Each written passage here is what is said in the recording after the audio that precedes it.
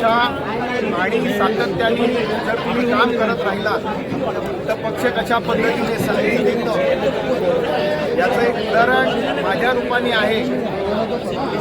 गेली 30 वर्ष अत्यंत कठीण परिस्थितीमध्ये या ठिकाणी भारतीय जनता पक्ष होता, परंतु सर्व कार्यकर्त्यांनी घेतलेली मेहनत, आदरणीय मोदीजींचं, देवेंद्रजींचं आणि आमचे सन्माननीय प्रदेशाध्यक्ष रवींद्र चव्हाण साहेब यांच्या नेतृत्व यामुळे 2024ला विधानसभेमध्ये लोकसभेप्रमाणे परिवर्तन घडलं आणि महानगरपालिकेमध्ये आमचे 43 नगरसेवक निवडून आले आणि त्यानंतर या महत्त्वाच्या पदासाठी मला भारतीय जनता पक्षाने संधी दिली। त्याबद्दल भारतीय जनता पक्षाचे आमचे नेते आणि मुख्यमंत्री देवेंद्र फडणवीसजी, आमचे सर्वांचे कार्यकर्त्यांचं काळजी घेणारं नेतृत्व आमचे सन्माननीय प्रदेशाध्यक्ष रवींद्र चव्हाण साहेब, आमचे सन्माननीय खासदार सावरासाहेब, या ठिकाणचे दोन्ही आमदार राजनप्पा नाईक, स्नेहा दुबे,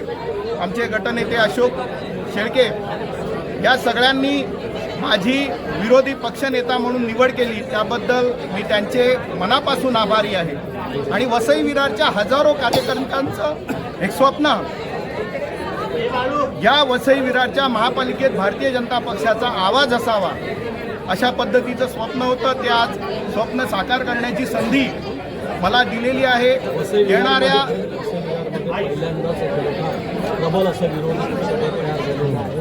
काय सांगाल आता हे कसे तुम्ही सत्ताधाऱ्यांना रोखणार आहे आणि काय करणार? वसई विरारच्या जनतेचे पहारेकरी म्हणून आम्ही या सभागृहात आलेलो आहोत। जे जे वसई विरारच्या हिताचं असेल त्या सगळ्यासाठी आम्ही सत्ताधाऱ्यांना संपूर्ण सहकार्य करू, परंतु जे वसई विरारच्या हिताचं नसेल, जनतेच्या विपरीत असेल, जनतेच्या अपेक्षेच्या विपरीत असेल, त्या सगळ्यांना आम्ही कडाडून विरोध करू।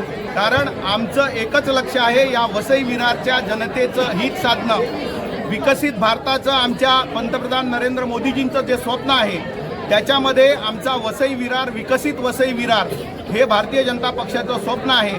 त्यामुळे येणाऱ्या काळामध्ये जे जे वसई विरारच्या जनतेचं हिताचं असेल त्यासाठी भारतीय जनता पक्ष सहकार्य करेल आणि ज्या ठिकाणी आम्हाला दिसेल की हे वसई विरारच्या जनतेच्या हिताचं नाही तर काही मुठभर लोकांच्या किंवा प्रशासनाचं हिताचं असेल त्या ठिकाणी आम्ही संपूर्ण विरोध करून तो जो काही विषय आहे तो वसई विरारच्या जनतेच्या हिताचंच होईल या ठिकाणी आम्ही सजग राहू।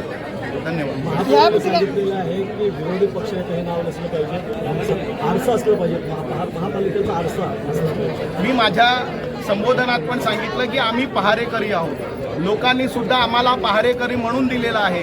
त्यामुळे आम्ही विरोधी पक्षात जरी असलो तरी आम्ही, तुम्ही घटनेमध्ये जे पद लिहिलेलं आहे, कायद्यामध्ये लिहिलेलं आहे तेच पद त्याचा उल्लेख होणार, परंतु आम्ही सुद्धा ह्याच भूमिकेत आहोत की आम्ही या वसई विरारच्या जनतेचे पहारेकरी आहोत। त्यामुळे पहारेकरी म्हणूनच आम्ही आमची भूमिका ठामपणे निभावू। त्या ठिकाणी केवळ विरोधाला विरोध करण्यासाठी आम्हाला लोकांनी निवडून दिले नाही, पण सत्ताधाऱ्यांकडून अशी अपेक्षा आहे, कारण गेल्या अनेक काळचा इतिहास बघितला तर सत्ताधाऱ्यांनी प्रचंड मनमानी या वसई विरार महापालिकेत केलेली आहे। ज्या वेळेला सन्माननीय महापौर महोदय ही अपेक्षा ठेवतात की सत्ताधाऱ्यांनी विरोधकांनी विरोधक न समजता आरसा म्हणून काम करावं, आम्ही आरसा दाखवू, पण त्या आरशामधलं चित्र हे भेसूर असता कामा नये। वसई विरार ज्या वेळेला सत्ताधारी पक्षाच्या सोबत जे विरोधी पक्षाचे नगरसेवक आहेत, जे पहारेकरी आहेत, त्यांच्यासुद्धा प्रभागातली कामं ही व्यवस्थित झाली पाहिजे, त्यांना सुद्धा न्याय मिळाला पाहिजे, कारण आम्ही शेवटी जनतेचे प्रतिनिधी आहोत।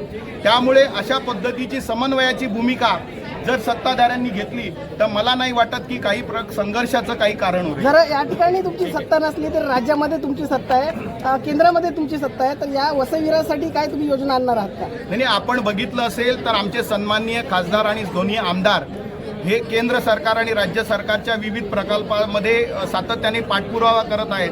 वसईचं टर्मिनस असेल, त्याच पद्धतीने 6 पदरीचा विषय असेल, ह्या सगळ्या रेल्वेचा, आपण विरार रेल्वे स्टेशन असेल, वसई रेल्वे स्टेशन असेल, या ठिकाणचं अपग्रेडेशन असेल, हे केंद्र सरकारचे प्रोजेक्ट आहेत। त्याच पद्धतीने वाढवण बंधाराच्या अनुषंगिक जे काही प्रोजेक्ट आहेत ते केंद्र सरकारच्या माध्यमातून खासदार साहेब प्रयत्न करतात।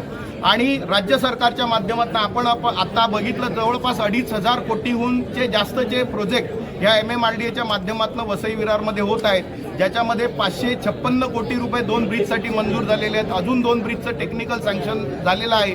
त्यामुळे MMRDAच्या माध्यमातून आणि राज्य सरकारच्या माध्यमातून जो वसई विरारसाठी निधी आणता येईल त्यासाठी आमचे दोन्ही आमदार सजग आहेत, खासदारही सजग आहेत. त्यामुळे वसई विरारच्या जनतेच्या हितासाठी आम्ही सर्वार्थाने काम करू.